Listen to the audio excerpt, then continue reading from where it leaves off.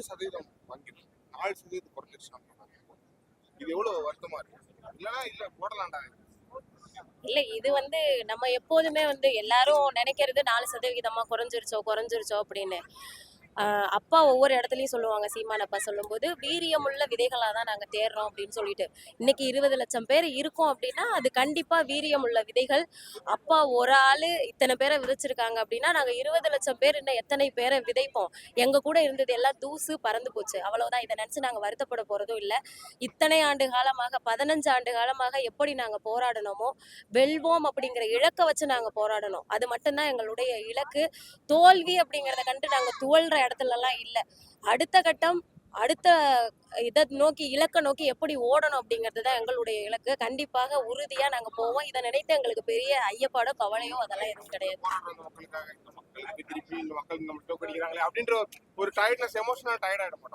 இல்ல எமோஷனல் டயர்டெல்லாம் இல்ல. ஆரம்ப கட்டத்துல கூட ஒரு எண்ணம் இருக்கும், நம்ம இல்லைன்னா இன்னும் 10 பேர் உருவாகுவாங்க, அவங்க கட்சியை பார்த்துப்பாங்க, தமிழின உணர்வை இந்த மக்கள் மத்தியில கொண்டுட்டு போவாங்கங்கிற எண்ணம் எங்களுக்குள்ளார இருந்திருக்கலாம்.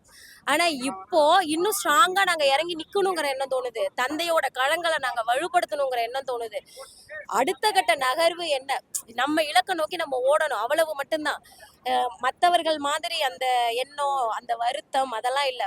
ஒரே ஒரு வருத்தம் என்ன அப்படின்னா, வெறும் திரை பிம்பத்தை மட்டுமே பார்த்து அவர்கள் நமக்கான ஆட்சியை, நல்லாட்சியை கொடுப்பாங்கன்னு இந்த மக்கள் ஏமாந்து போய் ஓட்டு போடுறாங்களே அப்படிங்கிற ஒரே ஒரு வருத்தம் தான்.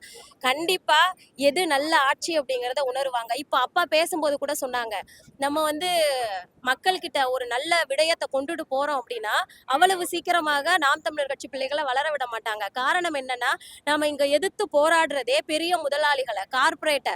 நம்ம தண்ணீரையும் மருத்துவத்தையும் கல்வியையும் இலவசமா தரோம் அப்படின்னு சொல்றோம்னா, இதை வச்சு இங்க தொழில் செய்யறவங்க ஏராளமானவர்கள் இருக்கிறாங்க. இப்ப எல்லாமே தனியார் மயமாகிடுச்சு, மக்களை நம்ப வச்சிருக்காங்க. தனியார் மயமாக்கினா மட்டும்தான் அது சிறப்பான கல்வியா இருக்கும், சிறந்த மருத்துவமா இருக்கும், தூய குடிநீர் அப்படிங்கிறது பாட்டில்ல கொடுத்தாதான் தரமானதா இருக்கும் அப்படின்னு மக்களை நம்ப வச்சிருக்காங்க. ஆனா இது எதுவுமே தரமானது இல்லை, ஏமாற்று வேலை அப்படிங்கிறத நாம் தமிழர் கட்சி கொண்டுட்டு போகுது அப்படின்னா இவங்க நம்மளை வளர விடாம அடிக்கணும்னு தான் நினைப்பாங்க. இதை கண்டெல்லாம் துவள போவது இல்லை. நாம அடுத்த கட்டத்தை நோக்கி நம்ம எப்படி பயணிக்க போறோம், அடுத்த சட்டமன்ற தேர்தல், நாடாளுமன்ற தேர்தலை எப்படி நாம சந்திக்க போறோம், அதற்கான வியூகங்கள் என்ன, அதுதான் எங்களுடைய நிலைப்பாடா இருக்குமோ ஒழிய இதை பத்தி ஐயப்பாடு அப்படிங்கறதெல்லாம் எங்ககிட்ட கிடையாது.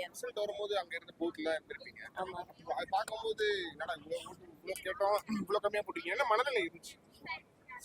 இல்ல அன்னைக்கு ஆரம்பத்துல நம்ம போட்ட உழைப்ப திமுகவா இருக்கட்டும், அதிமுகவா இருக்கட்டும், இல்ல மத்த கட்சிகளா இருக்கட்டும், யாருமே நம்ம போட்ட உழைப்ப போடவே இல்லை. யாருமே முழுமையா களத்துல களமாடல.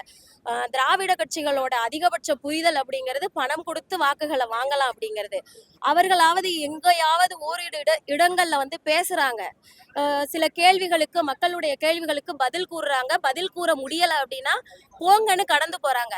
ஆனா புதியதாக வந்த இந்த கட்சியில இருக்கிறவங்களுக்கு பேசவே தெரியல, சின்னம் பேரை சொல்லி கூட வாக்கு சேகரிக்க தெரியல.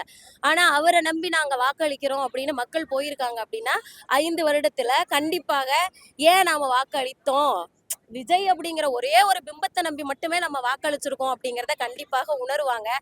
கருத்து எந்த பக்கம் இருக்கோ அதை நோக்கி நமக்கு வருவாங்க. அப்போதைக்கு திடீர்னு ஒரு வருத்தம் இருந்தது. அடுத்த கட்டம் எங்களுக்கான பூஸ்ட கொடுக்கறதுக்கு தந்தை சீமான் இருக்காங்க.